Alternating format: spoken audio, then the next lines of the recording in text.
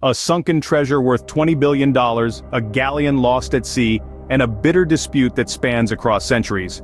Who truly owns the gold that sank with the Galleon San Jose? Picture this. The year is 1708. The world is an uncharted wilderness of opportunity and danger. A Spanish galleon, the San Jose, sets sail from the New World back to the Old, her hull heavy with gold, silver, and emeralds. These riches, torn from the earth of South America, are destined for the coffers of Spain. But destiny, as it often does, has other plans. Somewhere near the coast of modern-day Colombia, the San Jose meets her untimely end. A violent explosion sends her, and her precious cargo, to the ocean floor. There, beneath the waves, she remains for centuries, silent and forgotten. The treasure, estimated to be worth a staggering $20 billion today, lies untouched, a tantalizing secret hidden from the world. But secrets, especially those of such immense value, have a way of coming to light. And when they do, they rarely come without controversy. The San Jose is no exception. Her discovery sparks a bitter dispute that transcends borders and time, a quarrel that rages between three nations: Spain, Colombia, and the United States. Spain, the original owner of the San Jose and her treasure, stakes her claim. Colombia, on whose waters the San Jose met her fateful end, insists on her rights. And the United States, home to the company that discovered the sunken galleon, joins the fray. Each believes they have a rightful claim to the treasure, each backed by their own interpretations of maritime law and historical entitlement. But as we delve deeper into this enigma, we realize that this isn't just about $20 billion worth of treasure. It's about history, heritage, and national pride.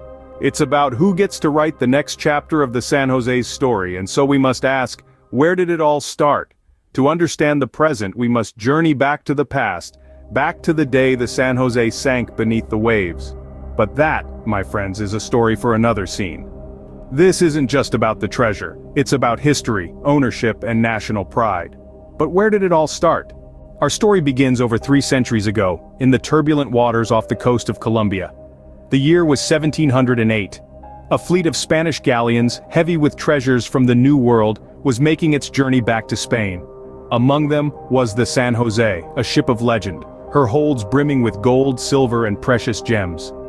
In the twilight of June 8th, disaster struck. British warships on the prowl for the Spanish treasure fleet bore down on the San Jose and her sister ships. The British were a formidable force, their cannons belching fire and iron. The Spanish, though outnumbered, were not to be outdone. The battle was fierce, the air filled with the roar of cannons and the cries of men. At the heart of this chaos was the San Jose, a beacon of wealth amidst the fury of battle. But the galleon was no match for the relentless onslaught. After hours of heavy combat, a deadly blow was struck. A British cannonball found its mark, igniting the San Jose's powder magazine. In a blinding flash of light and smoke, the mighty galleon was torn apart. The sea claimed her quickly, swallowing the shattered remnants of what was once a symbol of Spanish wealth and power. With her, plunged an unimaginable fortune. Thousands of gold coins, bars of silver, and countless precious gems were lost to the depths, swallowed by the insatiable sea. Yet, as the waves closed over the last vestiges of the San Jose, the story of her treasure was far from over. The sinking of the San Jose was not just the end of a ship, but the beginning of a mystery that would span centuries. The treasure was lost to the sea, but not forgotten, setting the stage for a dispute that continues to this day. Fast forward to 1981, when the treasure hunter, Sea Search Armada, claimed to have found the San Jose's final resting place. A group of adventurous souls, operating under this US-based company, embarked on an audacious mission to uncover the sunken treasure. The legend of the San Jose, the galleon that plunged into the depths of the Caribbean Sea with its precious cargo of gold coins, had lured them to its watery grave. The Sea Search Armada crew, equipped with state-of-the-art sonar technology, navigated through the murky waters off the coast of Colombia. Their determination paid off when they stumbled upon a shipwreck that matched the description of the ill-fated San Jose. The discovery was a moment of triumph, a testament to human curiosity and the relentless pursuit of hidden treasures. But the celebration was short-lived. When news of the discovery reached the Colombian government, they didn't share the same enthusiasm as the Sea Search Armada. Instead, they contested the claim, arguing that the wreck and its treasure belonged to Colombia. The San Jose, after all, had sunk in Colombian waters, and according to their interpretation of maritime law, the treasure was part of the country's submerged cultural heritage. This sparked a legal battle that stretched over decades. The Sea Search Armada, having invested time, resources and sheer grit into the discovery, refused to back down. They argued that they had a rightful claim to a significant portion of the treasure as per the agreement they had with the Colombian government prior to their expedition. The Colombian government, however, remained steadfast in their stance, asserting that the treasure was a critical part of their national heritage. The case was brought before numerous courts, both in Colombia and the United States, each party eager to stake their claim on the gargantuan hoard of gold coins. While the courts battled, the treasure remained untouched, but the dispute was far from over. The tale of the San José, it seemed, was destined to remain shrouded in a cloud of mystery, the galleon's treasure continuing to elicit intrigue and contention long after its tragic demise. Who owns the sunken treasure, Spain, Colombia, or the US? The question hangs in the air, and the answer is as elusive as the glittering gold that lies beneath the waves. A dispute of epic proportions has been ignited, with each party staking their claim on the treasure of the San José galleon. Let's take a moment to understand their positions. Spain, from where the galleon sailed, argues that the treasure belongs to them. After all, the ship was Spanish, and the gold was originally destined for their shores. They argue that maritime laws protect their claim, even if the ship sank in foreign waters. Essentially, Spain's argument hinges on the origin of the vessel and its intended destination. Colombia, on the other hand, puts forth a geographical argument. The shipwreck lies in Colombian waters, and they argue that this makes the treasure theirs.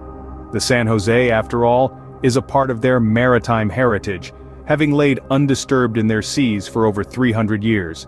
They argue that the treasure should remain in Colombia, contributing to the country's historical legacy. But there's a third player in this high-stakes dispute: Sea Search Armada, a U.S. salvage company. They claim a significant share of the treasure, as they were the ones who discovered the wreck in the first place. Their argument is rooted in the principle of finders keepers. They argue that their efforts in locating and identifying the wreck entitle them to a part of the treasure. Each claim is compelling, layered with historical, geographical, and exploratory elements. The dispute is a complex tapestry of international law, maritime history, and national pride. And at its heart lies a treasure of unimaginable value, silently waiting in the darkness of the deep sea. The question remains: who will ultimately lay claim to the sunken gold of the San José? The treasure, as it has done for centuries, continues to hold its secrets close. The fate of the treasure remains uncertain as the dispute continues. As of today, the treasure still lies at the bottom of the sea, a silent witness to this bitter dispute. The Spanish galleon San José, once a vessel carrying riches beyond imagination, now rests as a submerged testament to greed, ambition, and the relentless pursuit of wealth. The present state of affairs is as murky as the oceanic depths where the San José lies. Colombia, Spain, and the United States remain locked in a diplomatic stalemate, each claiming a piece of the sunken pie worth $20 billion. Recent developments have only added to the complexity. In a surprising twist, the United Nations Educational, Scientific, and Cultural Organization stepped in, declaring the wreck a World Heritage Site. This move was aimed at preserving the cultural and historical significance of the ship, but it further muddied the waters of ownership. Legal battles have also raged in parallel. The US-based salvage company, Sea Search Armada, which claims to have found the San José's location back in the 1980s, has been fighting tooth and nail in courts for a share of the treasure. However, recent court rulings have been less than favorable for them, with judges leaning towards the sovereign rights of nations over private entities.